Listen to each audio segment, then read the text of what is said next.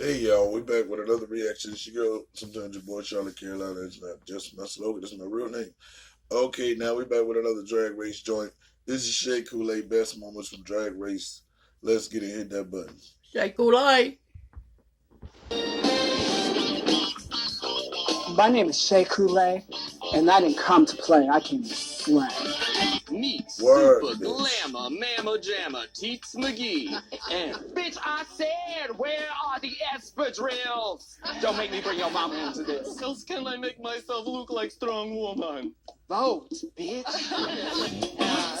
Don't think y'all could do this without me. Black China up in here. Black China. I'm a video vixen of my Kardashian. Sisters wanna come for me. RuPaul make I'm everything trashing funny. that baby retired, but he got me for Kylie. I'm the Kardashian wrecking ball, but don't call me Miley. I'm stealing the spotlight, and no one can help me. Now you're right on my coattails and liking my selfies. Alright, I'm out.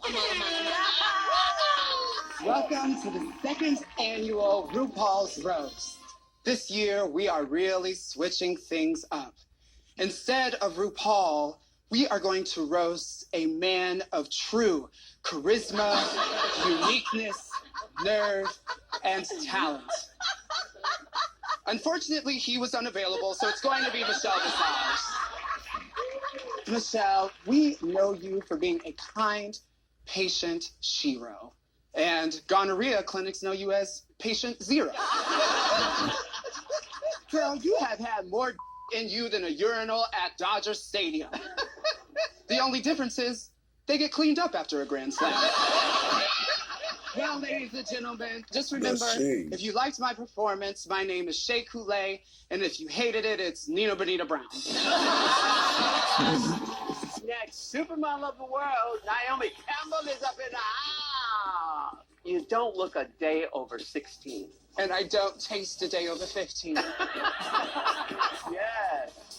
So let's move on down to Naomi Campbell. I see you have a cell phone right there. When I got here to set, your crew confiscated my phone, but luckily my good friend back here had a little prepaid cricket phone that she let me borrow for the afternoon. Chris Rock, thank you so much for that. I don't even think Cricket got me grades. I thought about Tyra Banks' modeling career, so I just said the toilet. Cynthia. Girl, I'm sure Eureka is pissed somewhere right now. She gonna be like, I went home for this. Dr. Peppermint.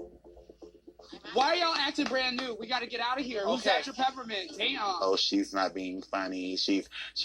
Nina, shut the up right No, now. hold on. Oh, Who is saying that, Nina? Who are you hearing that from? You. Bitch, no, I never said that. Yes. So when did I say? Actually, if we want to get down to it, when did I say that? And I don't appreciate you sitting over there and saying that I'm trying to do that kind of to you because I don't do that. I do not do that. Hi, welcome to West Beverly Johnson High School. I'm Grandria Zuckerwoman, and I'm a senior. I'm also president of the Abstinence Club. I don't want to get hit in the crossfire. I still love that whore. At least I get paid. I saw you with the pit crew during last week's challenge. I said she could find any excuse to get them legs up in the air.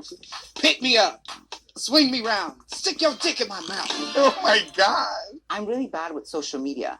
I kind of just love to live my... Girl, you can say that you're not on social media, but when we were in Montreal, you were on that phone checking every like, every follow, every single thing. Whether you were reading the comments verbatim or not, you knew what was going on. And also, when we were shooting the promo for this show, you said to me, you go, Shea, I just want to say, if anyone comes for Nina, I told her that I will stand up for her, I will address my fans, and I will make it all right. I'm confused. Yeah. There's no reason to get upset with me. We're just talking. No, you're the one that's upset. I'm not upset. Do I look upset to you?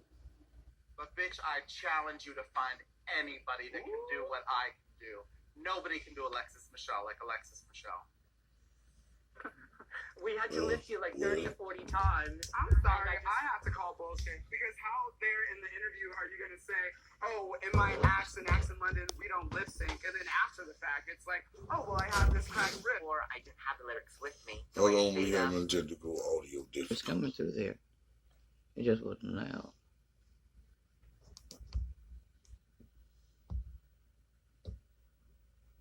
Okay, we have an audio difficulty, y'all. I'm going to show you I asked my wife to order me that Hold on. short sleeve shirt, Hold on. which we have. We having audios.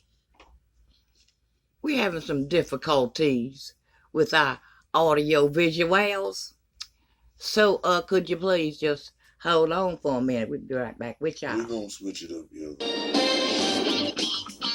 Well, I guess we're gonna put something else on for your enjoyment.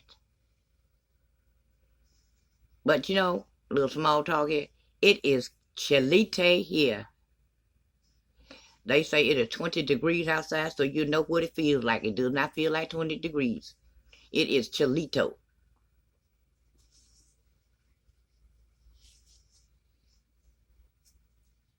And I went to turn the heat up something. The heat was like, bitch, I'm already up.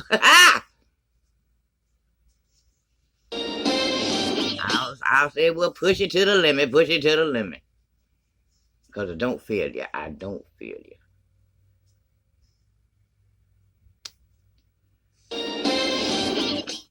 And I know sometimes you put on little extras. You ain't got to walk around the house like you're outside so it kept following me village to village, and I never actually got my luggage, so I had to keep. All right, we back. Hello, everyone. My name is Jasmine, and my parents abandoned me for getting pregnant at 14. It got so bad that I had to sell my clothes and eat trash. I was brought up with a silver spoon. My parents were rich, so we lived with maids and nannies. But it wasn't a happy childhood. From the second I came out... If that girl knew, she should have been stashing her allowance. Well, she didn't know. But you know, I don't understand. People usually say they eat out of the trash, not eat trash. What's the difference? Well, she got a silver spoon, so she don't know the difference. No, I'm saying, what is the difference? I thought you eat out of the trash, not the trash. Is this bitch a belly goat? Wait a minute, and if you listen to most of these, the ones that got rich parents, just kick them out right quick. Disown them. Well, yeah, we got too much money, you be acting regular. This world, everything was decided for me. The school I'll go to, the university I'll study in, everything. My parents even picked out friends for me, but they were all so shallow, and I felt really lonely until this one person burst that bubble. It was my 14th birthday, and my parents prepared this big celebration with ridiculously old-school dresses. She meant burst that Harriman. She ain't mean burst nothing. Classical music and all that. I was fed up with all of them in the evening, so I went to our garden and just sat on the swing. That's when I heard footsteps. I turned around and saw the most handsome guy I've ever seen. As soon as I heard him say, "Can I join you?" I recognized who it was. Kingsley. He was a genius. He graduated high school at 15 and had tons of awards in math. He sat on the swing with an irresistible smirk. I couldn't say a word. "Why are you looking at me like that? You've never seen a smart person with a personality?" He laughed, and I just kept nodding. He took my hand, and we started walking away from my house. Only if I knew that this night would change everything. He took me to the rooftop of a tall office building. We connected immediately. He was the only person that understood me. In the midst of our discussion, I felt his hand on my waist, and he whispered, "If you're not gonna stop me, I'm gonna kiss you." And I didn't stop him. I didn't stop him for a long time. And we did way more than that. In the morning, I opened my eyes, feeling like a completely different person.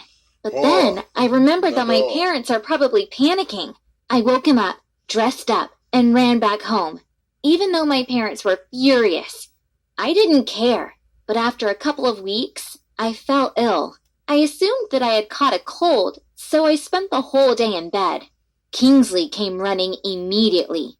He came into my room holding a pregnancy test. As soon as I did it and saw that strip, I knew my life would change for good.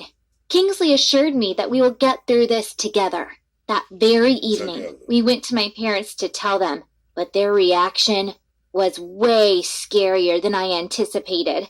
My father listened to us, and then, out of the blue, threw a punch at Kingsley. Soon, his parents sent him to an out-of-state school, and paid my parents thousands of dollars for me to give the baby away and keep it a secret. My parents agreed. I tried reaching him, but there was no way. I accepted my fate until one day my friend texted me that she saw Kingsley and got his number. I was over the moon. Maybe I can have my perfect dream after all. I sat in my room in the middle of the night and decided to call him. The phone rang for an eternity when he finally picked up. "It's Jasmine!"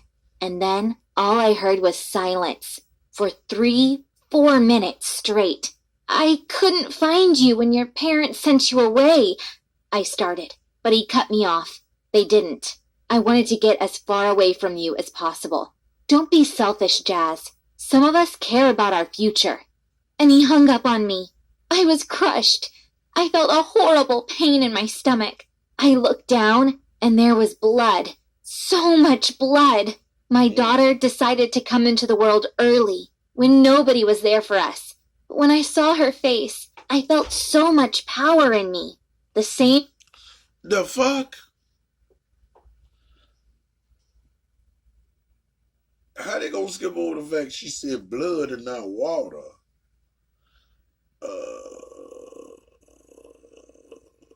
Let's move on.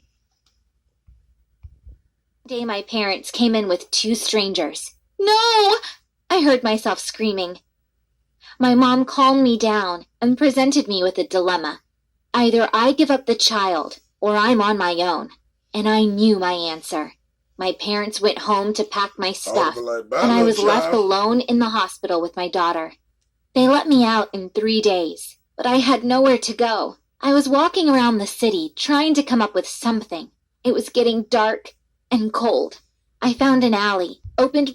First of all, that's a goddamn lie, because when she was alive, let's see, 12 years ago, they wouldn't let you out of the hospital unless you had a damn car seat for the baby. But she wasn't driving. We wasn't either. And they asked about car seats and all kinds of shit. How they just gonna let her walk out the hospital with the baby in the blanket looking like E.T.? Well, that's how you know they be bullshitting with these stories. And now she gonna just stand over there by the trash and shit like she about to do with Brenda. Suitcase and put my daughter in there, so at least she would be comfortable. I found some food thrown out by a restaurant that was still good and stayed awake, trying to come up with a plan. The next day, I took all my clothes, went to the flea market, and sold it to buy food. I tried to find a job, but nobody wanted to hire me. I sat on the bench, ready to give up and beg for money, when I saw this old woman struggling to carry her bag of groceries. I offered to help. We were walking to her home when she said that she tried to find help but couldn't afford it. That was my chance. I offered myself as a maid if she would just let me stay with her, and that's how my beautiful relationship with Nora started. After a month or so, it already felt like we were family. She became like a grandma to my kid. I worked my ass off, and eventually, after 5 years, I enrolled in medical school. It was hard at first, raising a daughter, helping around the house, but I knew I'll get through it. That's when the strangest thing happened. I was going out of class when I heard a familiar voice. I turned around and saw him. Kingsley. Our eyes met. He seemed to be a professor there. He came up to me and hugged me. "I'm so happy that you decided to follow your dreams, too," he said, just as our little daughter came running into my arms. I saw the horror on his face. He mumbled, "Is that?" I couldn't really do anything but nod. I took her hand, and we walked out of the university with his eyes following us all the way. Because after all this time, I learned that you have to walk away from those that hurt you and fight with blood and claws for those that matter the most. And that's what I'm gonna do for my daughter. Facts. Did you like this story? Don't forget to like, comment, and subscribe to Dear Diary as we post new stories every week.